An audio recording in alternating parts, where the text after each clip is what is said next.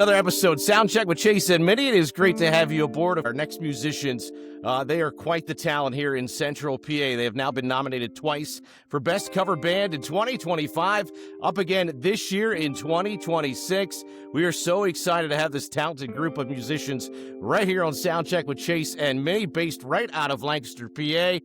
The Roommates to the podcast. Guys, thank you so much for the time. This is so exciting to have you guys aboard. Thanks for having us.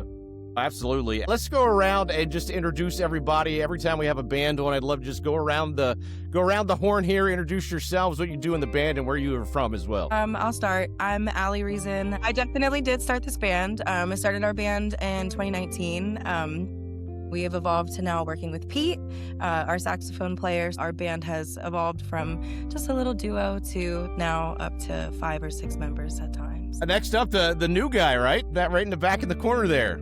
Me. Yeah, so I'm Pete Scilla, so not only new, but the oldest guy, you know. Of course. Dustin's doing a great job. He didn't get fired, so that's great. Yeah, so I play sax, and I just play a lot, as much as I can. Been retired, and that's all I do now is play. And actually, it's pretty interesting. This year, I actually played with 10 nominees at the CPMAs. Wow. Either in the bands or just jumping in. Playing a couple of things here or there at a gig. So yeah, he's played with quite a few colleagues of ours, like just spotlighting, and I feel like that's kind of how we met. It's kind of seeing him jump in and play with some other friends of mine. I think I met him originally playing with Zoe and Bob Noble, and I was like, oh, this guy's really cool, and I invited him to come to our gig at Burning Bridge, and I forgot to tell them that he was coming, and he just kind of showed up and like plugged in his saxophone and started playing, and they're like, what is going on? And now he's in the band. This is pretty awesome, yeah.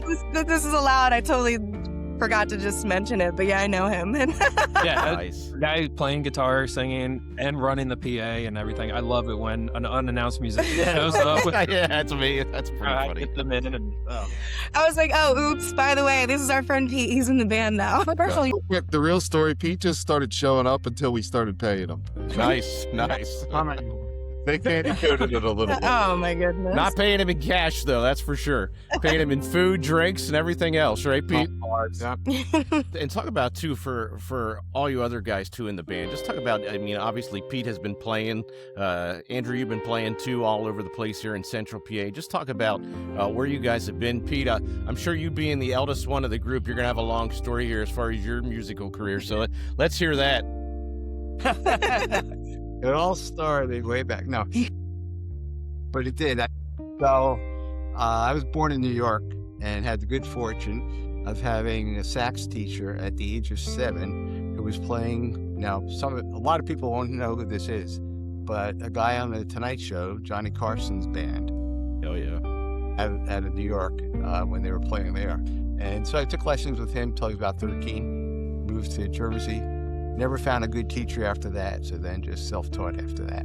But I was fortunate, started the band when I was 14 with my brother, and we played till I was about 23. We played a lot of weddings. We were house bands in some of the top places in northern New Jersey. Just really, really fortunate. But then I got married and I got a job and I moved away. So I didn't have any contacts with musicians for a while and got too busy working. Took about 40 years off. And, you know. Is that it? That's it. 40 years. That's it. So then came back to the music scene, and not until really 2019 when I joined my first band again. So it was a big gap. And from there, I just learned a lot. Now I play totally different than I ever did. I used to just read, sight read. I was great at that, but never improvise at all. So now I try to make it practice and not look at anything and just play by ear, and loving it. So I'm playing a lot of different bands. I guess I stayed in with at least 30 bands last year, which is just a ton of fun. Some of them I get paid, some of them I don't, but that's my retirement. This is what I'm doing. Yeah. I'm in formally in a couple bands in addition to the Roommates, so Nick Ferraro and the All-Stars, a 7-piece band, so 60s, 70s, 80s. And then Jimmy Blue and the Jilted Playboys, out and about doing blues music, playing with a band in Maryland called the Northeast River Rocks. And then whoever else will have me. The sax in the car. So for those out there, if you need a sax player, you see me pulling. Still for hire. Still for hire. Only playing with 30 bands and still needs more. Not bad, Pete. Not bad at all. I'm sure it's always an adaptation period, too, when you guys go out. I mean, it's always, you got to change it up kind of on the fly when you guys are out performing, too. Mm-hmm. So one of the things when I get a chance to play with these guys, who are so talented, by the way, is that a lot of times they start playing a song and I never heard that song before. So that's so much fun for me because there's no way I'm playing it like the cover like the records, recording. So it's gonna have a sax in it. A lot of the new songs do not, but I try to put sax in every song. I think that's what makes it unique about bringing Pete to our gigs is not every band has a horn in it at all, and being able to add that element, it's an element of surprise. A lot of time people are like, "Whoa, we didn't know they were doing saxophone," and he's really good, and his improv is really good. He does a really good job at jumping into songs that came out yesterday, and I'm like, "Yeah, we're gonna do that right now." And I'm really notorious for making decisions that involve a lot of difficulty and not budging. So that kind of puts all of these guys up for a really big challenge to keep up with that. Sometimes we tell Pete what key the song is going to be in before. Nice ahead of time. 10% of the songs. Sometimes he's left to figure it out on his own. Right. Pete, we'll start with you. What is your favorite song that you guys play so far since you joined the band? Oh, what I really like was jumping in for the first time playing Folsom Prison Blues. And it was at a small little, was it a VFW or a Legion? Oh, yeah. Down in Maryland. Yeah. And wow, it came over so well. And so that was great. Of the newer stuff, Pink Pony Club is a fun song to play. So I just love It's a fan favorite. Yeah. Everywhere. And then we throw in a Chicago or something once in a while. That's always fun.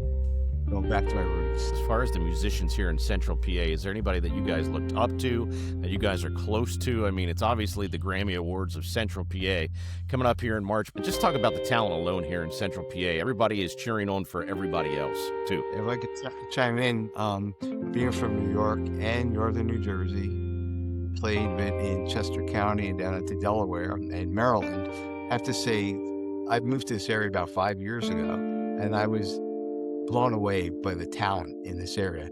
Never even considered it as a factor in moving to the area, but it's been phenomenal. And I don't think I've met any musicians that I've said, I don't want to deal with that person. It's been great. They've been very accepting, and I really appreciated that. All right, guys, I already asked you some tough questions, but we're going to get to the tougher questions because we're going to wrap up the podcast here with this or that. Pete, Justin, you guys ready back there? You guys look a little shocked back there. I'm not sure you guys are ready for this. That's my point of Justin. That's right. We're ready. Fire away. Dennis, you ready? All right, here's the first one. They get easy, then they get a little harder. A Bon Jovi or Morgan Wallen? Morgan Wallen. I'm going to go with Jovi. Yeah, Jovi. Slippery When Wet was my first cassette tape. Pete, same thing? Bon Jovi? Yeah, Bon Jovi. Okay. All right. Energy drinks or coffee? Ooh, coffee. Coffee. I say iced coffee. Okay. Iced coffee guy. Okay. All right. Hershey Park or Knoebels? I'm a Hershey Park season pass holder this year, so I'm going to have to go Hershey Park. Hershey Park. Hershey Park is in Candy. That's the Irish. Never been to Knoebels, so I'll have to give Hershey Park. Now, this is probably going to be the toughest one of them all. It's the last one. With you guys being over in Lancaster, is it Wilbur chocolate or is it Hershey's chocolate? Hershey's all day. I got to go with Hershey's because he got the Reese's. I don't know. Those Wilbur buds are pretty good, right, Pete? You had those Wilbur buds? I love Wilbur, but my wife loves Hershey, so I'll say Hershey. Happy wife is a happy life, Pete. That's a good call. That's a good call. It was so much fun sitting down with you guys. The Roommates, ladies and gentlemen. Thanks for the time, guys. Really appreciate this being on. Of course, episode number 16 of Soundcheck with Chase and Minnie. Thank you for having Thanks, us.